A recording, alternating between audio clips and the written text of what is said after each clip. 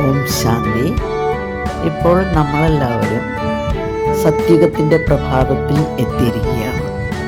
താൻ ഈ ശരീരമല്ലെന്നും പ്രകൃതി സിംഹാസനത്തിൽ വസിക്കുന്ന ആത്മാവാണെന്നും പൂർണ്ണ ആത്മജ്ഞാനമുള്ള ഒരു കാലം മുന്നോട്ട് നീങ്ങുന്തോറും ആത്മാവ് പുനർജനിച്ച് അതിൻ്റെ ആത്മീയ ശക്തി കുറഞ്ഞു വരുന്നു. അങ്ങനെ ആത്മീയ ശക്തി കുറയുമ്പോൾ മനുഷ്യൻ ദുഃഖങ്ങൾ ആരംഭിക്കുകയും ഈശ്വരനെ തേടാൻ തുടങ്ങുന്നു. പ്രകാശരൂപനായ ഈശ്വരനെ ജ്യോതിർലിംഗമായിട്ട് പൂജിച്ചു തുടങ്ങുന്നു. കാലാന്തരത്തിൽ ആത്മബോധം നഷ്ടപ്പെട്ട് സത്യത്തിൽ ജീവിച്ചിരുന്ന ദേവീദേവന്മാരെയും പൂജിക്കാൻ ആരംഭിച്ചു.